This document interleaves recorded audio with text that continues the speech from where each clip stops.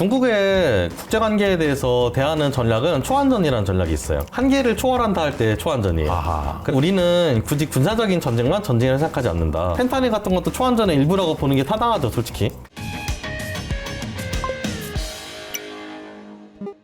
AI 전쟁이랑 반도체 전쟁 중에서 일단은 반도체 전쟁 쪽 이야기를 살짝 먼저 해볼게요. 제가 뭐 지난번에 에치슬라인 이제 소리를 해가지고 좀 본의 아니게 어그를 많이 끌었는데 네네네. 뭔가 좀 말을 좀 너무 세게 한 것 같긴 한데 근데 솔직히 네네. 아직까지는 그 괜찮습니다. 생각에서 막 어마어마하게 변동은 없고요. 반도체는 이번에는 확실히 큰 소재가 될 것 같다는 생각을 정말 많이 하기는 하고요.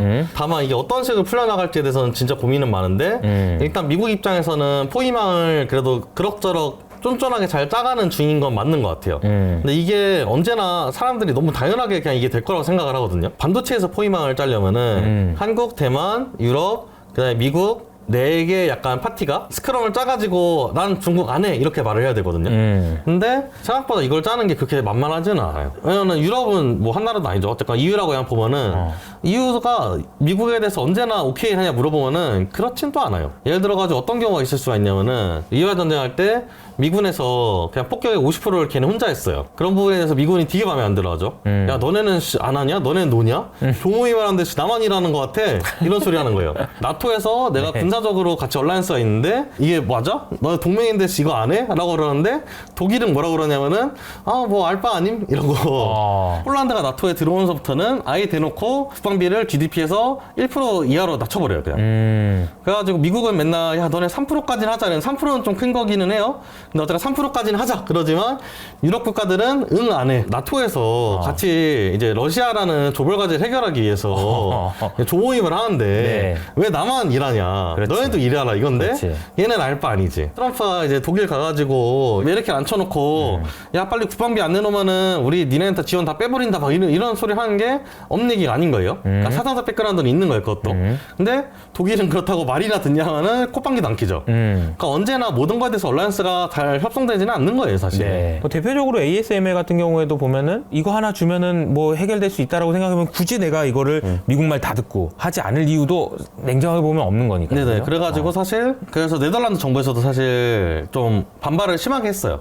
ASML 보고 야 너네 그 중국에다 팔지 마라 이럴 때. 근데 어쨌거나 뭐 뒤에서 어떻게 뭐 잘했는지 모르겠지만 뭘 했는지 모르겠지만 어쨌거나 일단 유럽은 좀 같이 협력하는 체제로 가는 느낌이 좀 있어요. 네. 어느 정도. 그러면 이제 한국이랑 대만은 어떠냐 하면은 지난번에 에치슬라인 거기서도 말을 했지만 대만 같은 경우에는 좀 지리적으로 불리해요. 그러니까 봉쇄를 대만은. 물리적으로 당할 수가 있어요. TSMC 입장에서는 조금 위험할 수가 있죠, 여러모로. 그리고 TSMC 입장에서는 약간 캐캐 먹은 수건도 있을 수가 있냐면은 네. TSMC 출자를 일단 대만 정부에서 많이 했고요. 그 다음에 나머지를 이제 ASML 그 ASML의 이제 모회사에서 많이 했어요. 필립스. 네. 거기서 많이 하고, 근데 나머지는 이제 우리나라 이건 놀라울 정도로 비슷한데 네. 재벌들한테 조인트 까면서 야 너네 출자하라고. 출자하라고 시켜가지고 이제 TSMC를 TSMC의 만들었어요. 주주가. 네. 네. 근데 그 당시에 인텔한테도 가서 좀 투자해달라 말을 했는데 인텔이 아랑곳하지 않죠. 그래가지고 약간 좀 애매하게 느끼긴 할 거야 걔네도.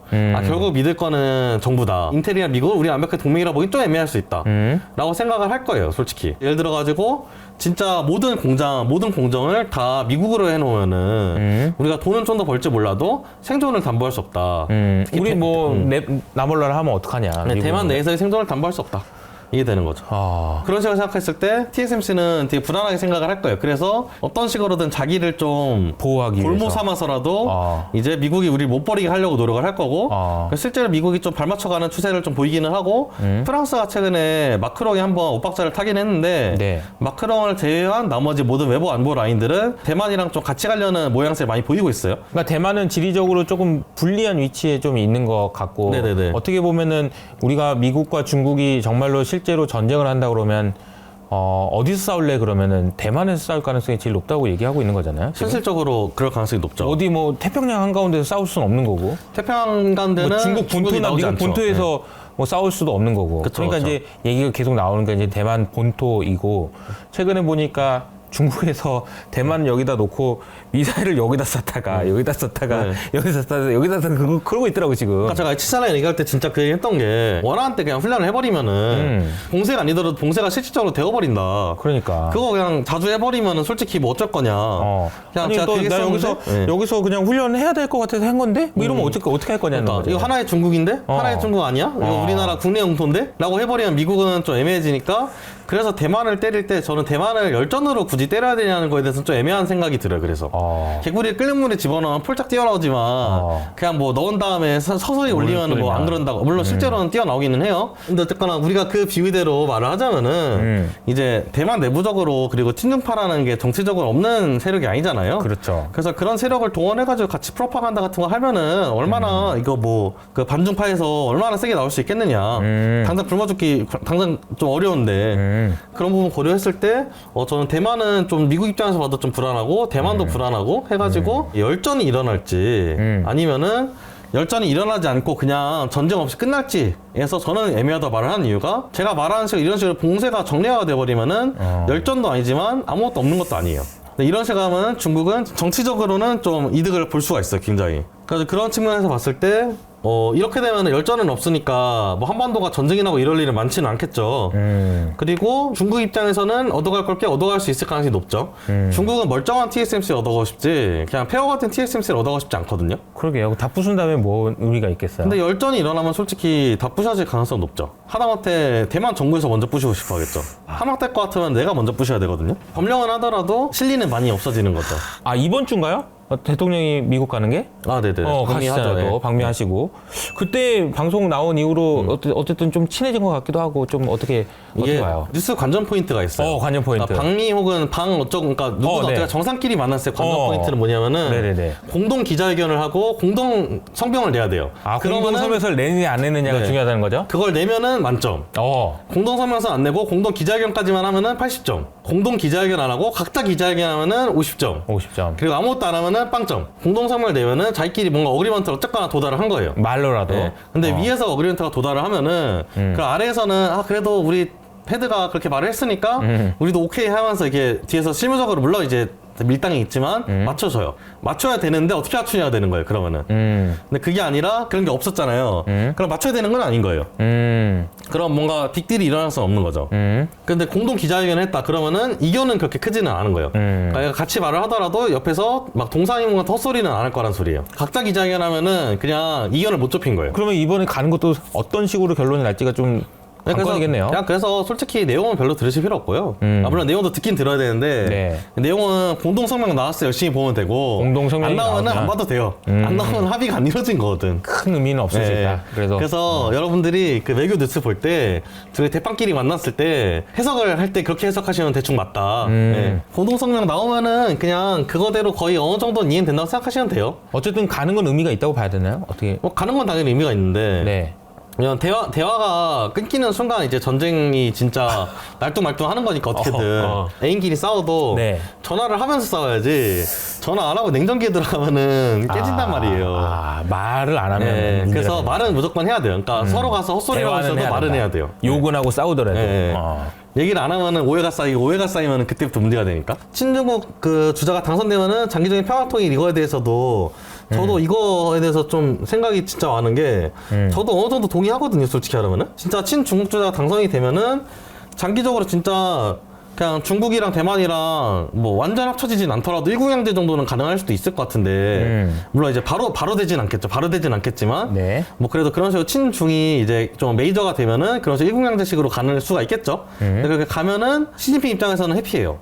근데 시진핑 입장에서는 우리가 홍콩처럼 일단 우리의 헤게모니 아래 편입을 시켰다고 말할 수가 있으니까 대만은 어떻게 생각할지 모르겠는데 친중 정부가 대만에서 약간 득세했다는 것 자체가 어쨌거나 대만은 그거에 대해서 오케이 했다는 소리에 가깝겠죠. 그러니까 결국 그런 식으로 갈 수도 있다고 저는 생각을 하고 그러면은 결국 미국은 좀 손해를 보고 이제 삼성전자는 나쁘지 않은 거고 그렇게 되면은 좀 국민이나 대집과는 긴장 떨어진다고 저도 생각하고 동의합니다. 많이 동의하고요.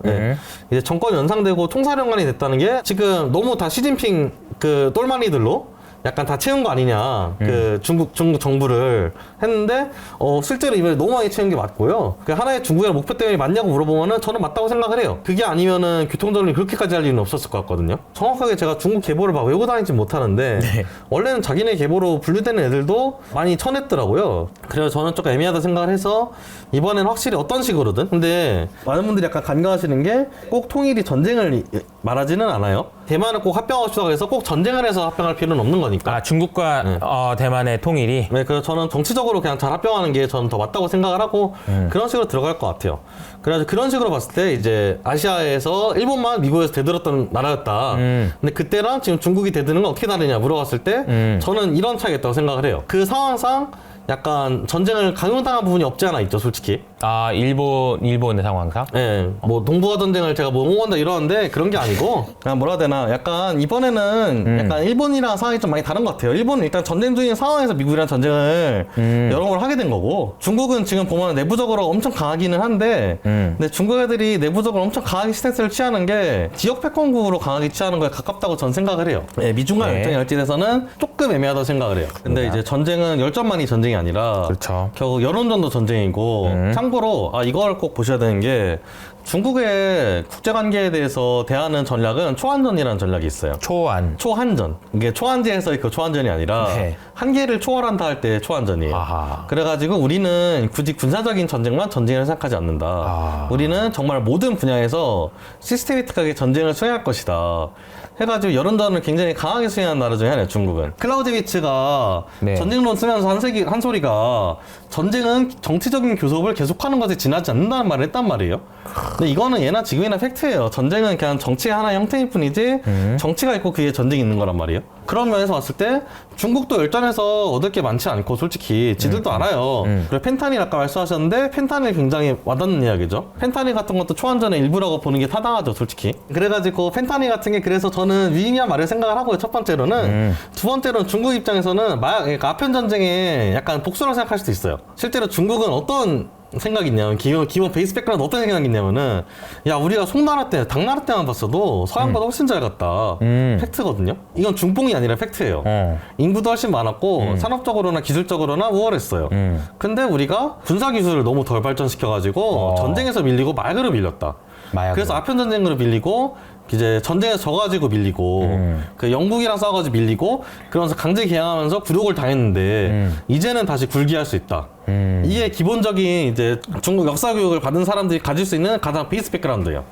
진짜 우리가 진짜 힘이 셌는데 마약 해가지고 이 나쁜 놈들 뭐 이런 생각을 갖게 된다는 거죠. 되게 더러운 전쟁에서 더러운 전쟁에서 치사하게. 그래가지고 우리도 리벤지 할 것이다. 말하면 사상적으로는 동의하지 않더라도 꽃이다고 생각할걸요? 그렇겠네요. 네. 그러니까 이런 식의 초안전을 할 만한 거예요. 우리가 흔히 알고 있는 그 전쟁을 넘어서는 네. 이거 말고 다른 걸로라도 전쟁을 할 수 있다라는 것이 그런 얘기가 되겠네요. 네.